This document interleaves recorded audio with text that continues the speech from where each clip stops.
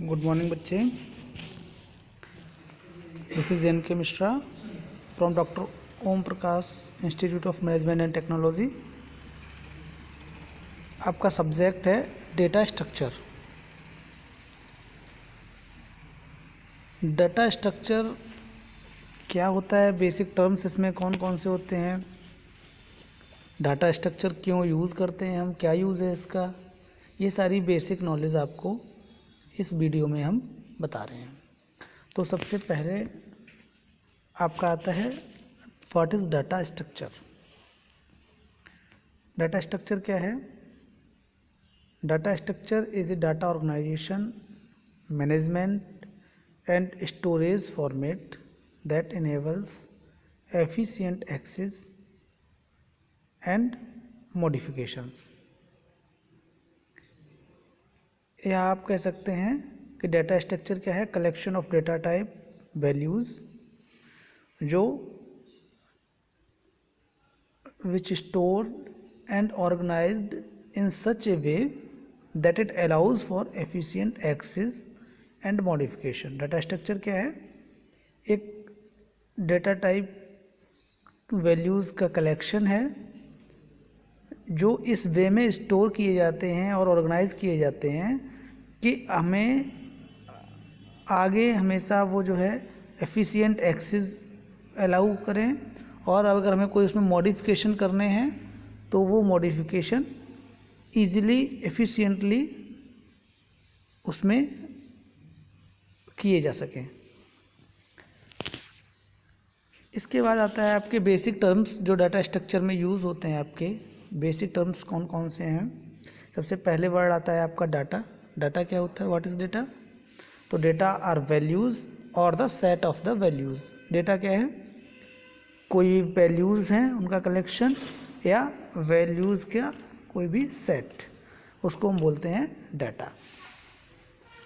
इसके बाद आता है term data item. What is the data item? Data item refers to single unit of the values. Data items क्या होता है? सिंगल यूनिट, वैल्यूज़ की सिंगल यूनिट को हम बोलते हैं डेटा आइटम। इसके बाद में टर्म आता है आपका ग्रुप आइटम्स।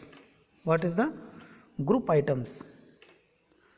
डेटा आइटम्स वो डेटा आइटम्स जो डिवाइड हो जाते हैं सब आइटम्स में, उनको हम बोलते हैं group items. That data items that are divided into sub items are called as group items, उनको हम बोलते हैं ग्रुप आइटम। इसके बाद में आपका एक टर्म आता है elementary items. What is the elementary items? Data items that can not be divided are called as elementary items. वो डेटा आइटम्स जिनको डिवाइड नहीं किया जा सकता है उनको हम बोलते हैं एलिमेंट्री आइटम्स। इसके बाद में आपका टर्म आता है attribute and entity. What is the attribute and entity? An entity is that which contains certain attributes or properties which may be assigned values। क्या है एंटिटी? एंटिटी जो है कंटेंस करती है सर्टेन एट्रीब्यूट्स को या प्रॉपर्टीज़ को जो वैल्यूज़ को असाइन कर सकती है। इसके बाद में आपका आता है term what is the entity set. Entity set क्या है? So entities of the similar attribute from an entity set. Entities of the similar attribute, similar attribute की एंटिटीज जो हैं वो एंटिटी सेट को जनरेट करती हैं, फॉर्म करती हैं, बनाती हैं। इसके बाद में आपका टर्म आता है what is the field. Field is a single elementary unit of the information representing an attribute of an entity. Field क्या है? सिंगल एलिमेंट्री यूनिट है किसकी? ऑफ द इंफॉर्मेशन, जो क्या रिप्रेजेंट करती है? N attribute of the entity. इसके बाद में आपका टर्म आता है record. What is the record? Record is the collection of field values of A given entity. किसी भी एंटिटी की फील्ड वैल्यू जो दी गई हैं उनका कलेक्शन जो है वो रिकॉर्ड है। फॉर एग्ज़ाम्पल जैसे हमने आपको आज लेक्चर में भी बताया था कि फॉर एग्ज़ाम्पल किसी भी आप जैसे अपनी क्लास की बात करें तो आपकी क्लास में 30 स्टूडेंट्स हैं, तो स्टूडेंट आपकी मान लो एंटिटी है ना। तो रिकॉर्ड क्या क्या हो सकता है, स्टूडेंट का नेम, ये एक रिकॉर्ड है, कितने स्टूडेंट हैं उनके नेम क्या क्या है, what is the student ID, उनकी स्टूडेंट आईडी क्या है ना, और उनके बारे में कई सारी इन्फॉर्मेशंस जो है, उनके रोल नंबर्स क्या हैं, ये सारा जो है वो रिकॉर्ड होता है। इसके बाद में आपका टर्म आता है file. What is the file? File is a collection of records of the entities in A given entity set. किसी भी एंटिटी सेट में collection of the records is called a file. उन रिकॉर्ड्स का collection जो है उसको हम file बोलते हैं। इसके बाद में आपका आता है what is the need of data structure. Data structure की क्या ज़रूरत है, क्यों यूज़ करते हैं हम data structure? As applications are getting complex and data rich, there are three common problems that application face nowadays. क्या होता है, जैसे जैसे एप्लीकेशंस हैं वो कॉम्प्लेक्स होती जाती हैं, डाटा ज़्यादा होता जाता है किसी भी एप्लीकेशन में, तो क्या होता है कुछ ये हम आपको 3 कॉमन प्रॉब्लम्स बता रहे हैं जो हर एक सिस्टम के साथ में होती हैं। जिसमें पहली है data search. What is the data search? ये क्या प्रॉब्लम है कि जैसे आप मान लो कंसीडर करो कि आप 1 मिलियन आइटम्स को स्टोर कर रहे हैं, डेटा स्टोर कर रहे हैं 1 मिलियन आइटम्स का। If the application is to search an item, अगर आप एक आइटम को उसमें से सर्च करते हैं तो it has to search an item in 1 million items every time, slowing down the search. अगर आप 1 मिलियन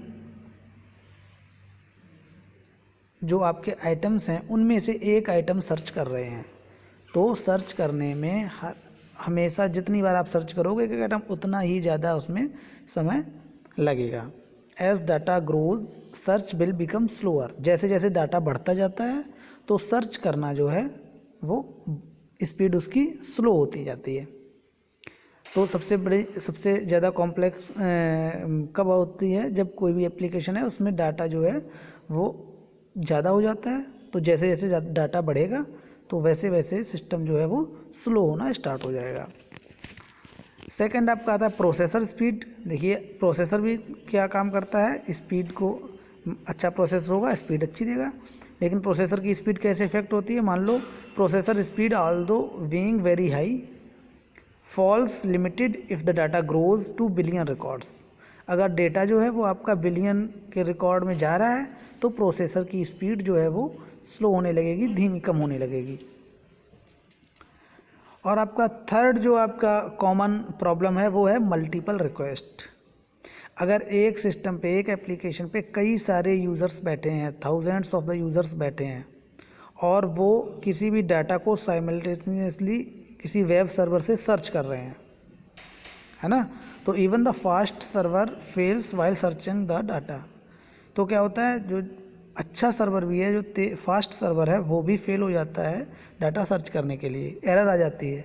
क्यों आ जाती है कि उसी एक पर्टिकुलर आइटम को, उसी एक पर्टिकुलर डेटा को थाउजेंड्स ऑफ द यूज़र्स जो हैं वो उसी समय पे सर्च कर रहे हैं, मल्टीपल रिक्वेस्ट जा रही है, तो वो सर्वर जो है वो फेल हो जाता है। तो इन सभी चीज़ों को रिजॉल्व करने के लिए, to solve the above mentioned problems, data structures come to rescue.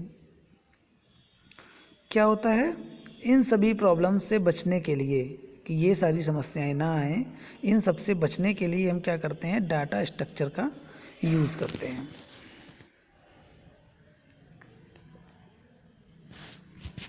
इसके बाद में आपका आता है classification of data structure. Data structure का क्लासिफिकेशन क्या है, कैसे करते हैं, कैसे क्लासिफाइड किया गया, इनको हमने आपको क्लास में भी बताया था कि इनको 2 भागों में वर्गीकृत किया गया है, क्लासिफाइड किया गया है। पहला होता है प्रिमिटिव डाटा स्ट्रक्चर और दूसरा होते हैं आपके नॉन प्रिमिटिव और user defined data structure. Primitive data structure कौन से होते हैं, जो हमने आपको बताया था, जो सेल्फ मेड है ना, इंट, कैरेक्टर, फ्लोट, ये सारे जो डाटा स्ट्रक्चर्स हैं ये प्रिमिटिव हैं, और जो प्रिमिटिव डाटा स्ट्रक्चर से ड्राइव्ड हैं उनको हम बोलते हैं नॉन प्रिमिटिव और यूज़र डिफाइंड डेटा स्ट्रक्चर। जो नॉन प्रिमिटिव और यूज़र डिफाइंड डेटा स्ट्रक्चर है इनको फर्दर दो भागों में बांटा गया है। पहला होता है लीनियर डाटा स्ट्रक्चर और दूसरा होता है नॉन लीनियर डाटा स्ट्रक्चर। जो नॉन लीनियर डाटा स्ट्रक्चर है वो कौन से होते हैं कि जिनमें रिकॉर्ड जो है, कोई किसी भी चीज़ को रिकॉर्ड या स्टोर तो हम किसी भी वे में करें, और उनको एक्सेस भी किसी भी नॉन लीनियर वे में अगर हम कर सकते हैं तो उसको हम बोलते हैं नॉन लीनियर डेटा स्ट्रक्चर। और लीनियर डेटा स्ट्रक्चर में क्या होता है कि हम रिकॉर्ड तो कैसे भी कर रहे हैं, स्टोर तो किसी भी वे में कर सकते हैं, लेकिन जब उनको एक्सेस करेंगे तो हम इन्हें सीक्वेंशियल मैनर, है ना, एक सीक्वेंस में हम उनको एक्सेस कर सकते हैं, तो that is the linear data structure. तो लीनियर डाटा स्ट्रक्चर जो है वो फर्दर दो टाइप का होता है, और नॉन लीनियर डाटा स्ट्रक्चर जो है उसमें आपके आ जाते हैं जैसे ट्री और ग्राफ हैं, ये नॉन लीनियर डाटा स्ट्रक्चर हैं। जबकि लीनियर में फर्दर दो टाइप में होता है static and dynamic. Static means जो चेंज नहीं होता, स्टैटिक है, जैसे एरे, एक बार डाटा स्टोर हो गया, ठीक है। और डायनामिक में आते हैं आपके link list, stack and Q. तो ये आपका क्लासिफिकेशन डाटा स्ट्रक्चर का एक बार फिर से समझ लीजिएगा। इसको दो भागों में बांटा गया है, क्लासिफाई किया गया है, primitive data structure and non primitive data structure. Primitive data structure जो सेल्फ मेड हैं जैसे इंट, कैरेक्टर, फ्लोट वगैरह वगैरह, और नॉन प्रिमिटिव में जो प्रिमिटिव डाटा स्ट्रक्चर से ड्राइव्ड हैं जैसे आपके array, link list, stack, Q, tree, graph, ये सारे नॉन प्रिमिटिव। तो नॉन प्रिमिटिव को फर्दर दो टाइप्स में बांटा गया है, एक लीनियर, एक नॉन लीनियर। लीनियर कौन से हैं? जिनको एक सीक्वेंस मैनर में, एक सीक्वेंस में एक्सेस किया जाता है, वो लीनियर डाटा स्ट्रक्चर। और जिनको स्टोर करने के लिए या एक्सेस करने के लिए सीक्वेंस की ज़रूरत नहीं पड़ती है, that is the non linear data structure. तो लीनियर आपके फर्दर दो टाइप के होते हैं, स्टैटिक एंड डायनामिक। स्टैटिक में array, the best example and the best data structure is array. And dynamic में link list, stack and queue. And non linear data structure में आपके आते हैं ट्रीज एंड ग्राफ। अब आपको हमने पहले ही बताया कि प्रिमिटिव डाटा स्ट्रक्चर कौन कौन से हैं। Primitive data structures are the basic data structures जो सेल्फ मेड होते हैं, that directly operate upon the machine instructions. जो मशीन इंस्ट्रक्शंस पे डायरेक्टली ऑपरेट करते हैं वो होते हैं primitive data structure. For example integers, floating point numbers, characters, string and pointers, है ना, ये सारे आते हैं आपके प्रिमिटिव डाटा स्ट्रक्चर में। नॉन प्रिमिटिव डाटा स्ट्रक्चर में, नॉन प्रिमिटिव डाटा स्ट्रक्चर क्या होता है? The data structures that more complicated data structures, ये मोर कॉम्प्लिकेटेड डाटा स्ट्रक्चर्स हैं, and are derived from the primitive data structure. जो primitive data structure से derive होते हैं इनको हम बोलते हैं non primitive data structures. For example आप कह सकते हैं array, link list, queue, stack, है ना, ट्री, ग्राफ, ये सारे नॉन प्रिमिटिव डाटा स्ट्रक्चर्स के एग्जांपल्स हैं। ओके, तो इनको हम फर्दर जो लीनियर, नॉन लीनियर में और इनके अलग अलग डिटेल्स में हम इनकी फर्दर स्टडी करेंगे। उसके लिए नेक्स्ट आपका पीपीटी हम आपको सेंड करेंगे नेक्स्ट लेक्चर में। सो ये आप लोग ध्यान से, इसमें अगर कोई क्वेरीज हैं तो आप लोग पूछिएगा बेटा। Thank you class.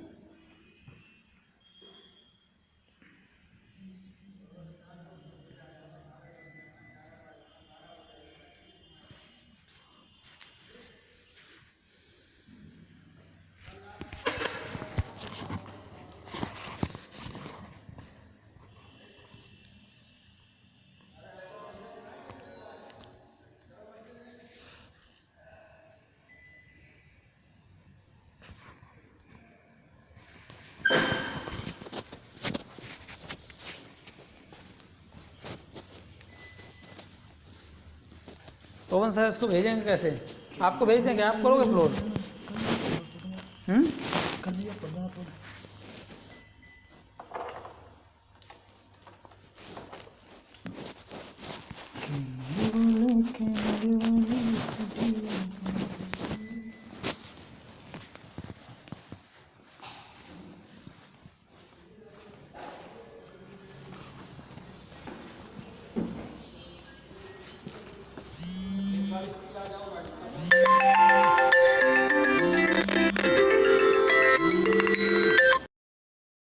हेलो।